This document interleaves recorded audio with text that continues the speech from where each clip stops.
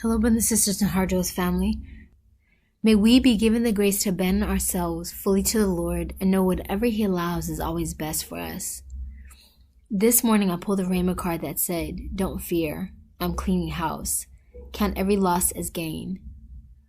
Just at that moment I pulled the card, a song was playing by Hillary Weeks called "Keep Going," and she mentioned a storm coming. I thought, Lord, please not another one. As an aside, this message was given right before they suspended our main channel. So I now know what the storm is, or what the storm was. Then my Lord's Supper readings were from Ezekiel chapter 33, where the Lord talked to him about his role in being a watchman, and that if he didn't warn a sinner of their guilt, their blood would be on his hands. The second reading was about loving your neighbor as yourself, and the third was from Matthew 18. If your brother sins against you, go and speak to him. I take my Lord's Supper readings very seriously. It's another way Jesus speaks to me personally, giving me a rhema through His Word. This sounded like a warning and responsibility the Lord was calling me to. I went to Bible Promises and thought maybe He was giving me a heads up about our group. I got jealousy. I asked if it was about Heart Dwellers Refuge Community on the mountain, and I got joy. So I came before the Lord saying, "Good morning, Lord, what's on your heart?" Jesus began, "Good morning, my beautiful dove. Do not fear the storm, beloved. Have we not been faithful to carry through each one unscathed and unharmed?" Yes, Lord, forgive me. I was just hoping for a time of restoration and respite. Well, that all comes with the beloved one. The storm brings purification, sanctification, strength, and restoration. So we have nothing to fear. The Heart Dwells Africa group has done well to become a group of prayer. The few faithful ones are so pleasing to me, and their prayers are heard on high. The greatest weapon you have is prayer, and praying in the Spirit covers all that needs to be done in the Father's will. Do not discount your times of prayer together. It is bearing so much fruit now, and providing this ministry with much graces and strength for the coming trials. This month, I want your focus to be praying more for Mother Claire and Father Ezekiel and those on the mountain. A storm is coming there, and they're going to need intensified prayers, fervent prayers to be steadfast, standing through it all. As your spiritual parents, they're in need of your backing, your prayers, your covering at times, and your sacrifice. It is so good for them. They will really need it.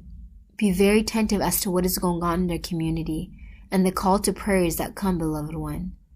I know you've been distracted by your own intense trials and the demands of the mission set before you, but they will be in need of your full support now. You and the entire group, as you have trained them to pray more strategically and intently, let your prayers surround them like a fortress, beloved. I'm cleaning house, and it starts from the top.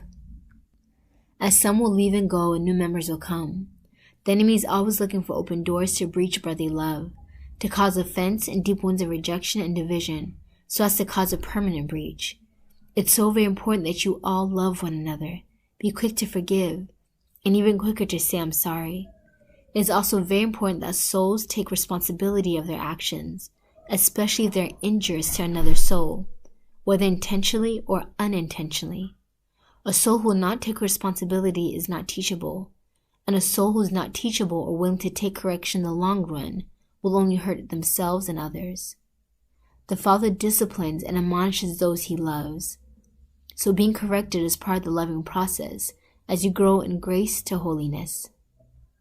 If a soul does not take correction and is stubborn, wanting to take the bit in their own teeth and go off on their own, let them go.